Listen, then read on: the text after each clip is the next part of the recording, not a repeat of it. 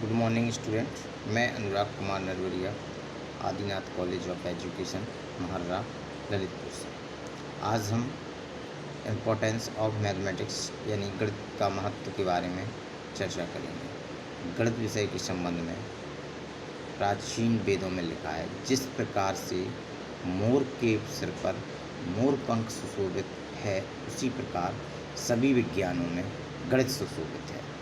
गणित अंक, अक्षर तथा चिन्ह आदि सूक्ष्म संकेतों का विज्ञान है, जिसके द्वारा दिशा, स्थान तथा परिमाण आदि को व्यवस्थित ढंग से ज्ञान प्राप्त किया जा सकता है। इसकी सहायता से देश की प्रगति अनेक प्रकार से सहायक है, क्योंकि व्यक्ति को प्रतिदिन समस्याओं तथा अपने विचारों का आदान प्रदान करने में गणित की सहायता मिलती है।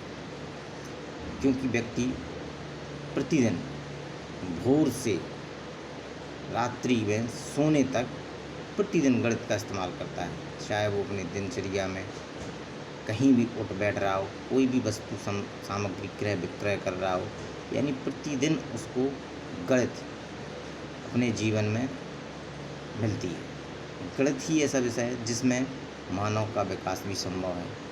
इसी के आधार पर अन्य विषयों का महत्व भी है। इसके बिना सभी विषय नगण्य हैं। मतलब अगर गणित नहीं है तो जीवन में कुछ भी नहीं है। जैसे इतिहास, भूगोल, भौतिक विज्ञान, रसायन विज्ञान, अर्थशास्त्र, राजनीति शास्त्र आदि विषयों के बारे में जब हम चिंतन करते हैं तो गणित एक ऐसा विषय निकल कर आता है जो सभी विषयों में समाया हुआ है। आधुनिक युग में जिस प्रगति को हम देखते हैं उसके पीछे गणित का ही हाथ है। रॉकेट युग हो जिसमें मानव चंद्रमा पर पहुंचा हो अथवा अन्य ग्रहों पर पहुंचा हो, पहुंचने की सोच रहा हो, ये गणित का ही देन है। मतलब गणित के बिना कोई कहीं नहीं जा सकता था। गणित के विकास हेतु छात्रों को नवीन खोजों का भी ज्ञान प्राप्त करना चाहिए। यदि छात्र अपने किए गए कार्यों का मूल्यांकन ठीक प्रकार से कर लेता है तो निश्चित ही वह विकास की ओर बढ़ रहा है।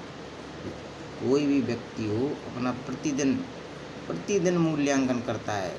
उसने सुबह से लेकर शाम तक कितने घंटे उसने क्या किया, अगर वो शाम के बिस्तर में सोने से पहले अपना मूल्यांकन करता है तो समझ लो कि वह विकास की ओर बढ़ रहा है।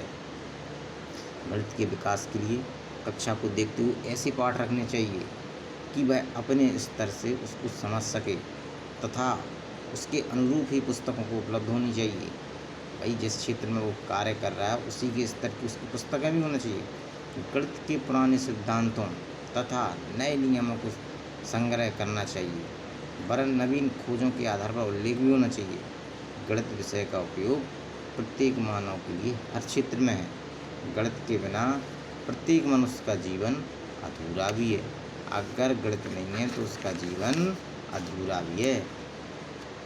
इसके बारे में एक और बात समझते हैं कि भारतीय वैज्ञानिक हुआ करते थे हमारे, वो भली भांति उनको ज्ञात था कि अभी उन्होंने आरंभ भारत में किया है, लेकिन यूरोपीय कंट्रियाँ जैसे अरब देश हुए, यूरोपीय देश हुए, वहाँ पर गणित का जीवन नगण्य था। मतलब सिर्फ भारत में इस क्षेत्र में महान उपलब्धियाँ अर्जित कर चुका था, क्योंकि भारत में ही शून्य का आविष्कार हुआ है। मैंने कुछ कक्षाओं में बताया है कि भारत में पहले पहले तो चलता था अंतर्राष्ट्रीय, जिसका हम इस्तेमाल करते हैं। पहले चलता था देवनागरी का तो रोमन अंक है। रोमन अंक के बाद अंतर्राष्ट्रीय अंक है, लेकिन उसमें जैसे ही जीरो को शामिल कर लिया संख्याएं छोटी बड़ी होने लगी और शून्य का आविष्कार भारत देश में हुआ। इसी तरह अरब देश और अन्य देश के लोग जो भारत में आते थे, व्यापार करने के लिए आते थे, साथ साथ यहाँ आकर वो सरल गणना पद्धतियों में भी सीख गए। उन्हीं के द्वारा यह गणित का ज्ञान अरब देशों से होता हुआ यूरोप में पहुंच गया। समय समय पर विदेशी जिज्ञासु भी आए तथा उन्होंने यहाँ की अद्वितीय गणितीय ज्ञान को प्राप्त करने में देश तक पहुँचाया। यह कहना अतिशयोक्ति नहीं होगी कि 12वीं शताब्दी में भारत गणित के क्षेत्र में विश्व का ज्ञान गुरु था।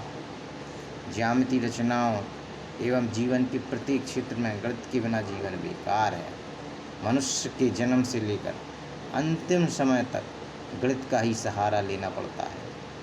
गणित विषय का क्षेत्र इतना विस्तृत है कि अन्य विषयों का ज्ञान उसके बिना हो ही नहीं सकता।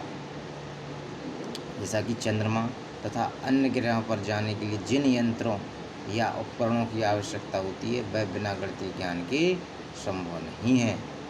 अणु परमाणु के ज्ञान भी गणितीय देन है। परमाणु ऊर्जा जिस पर विश्व आगे खोजरत है वह गणितीय समीकरणों पर ही संभव है। अर्थात गणित का क्षेत्र इतना विस्तृत है जिसको लिखना व समझना बहुत ही कठिन है। Thank you. बाकी कल हम गणित में लेकर आएंगे place of text book in mathematics. Thank you.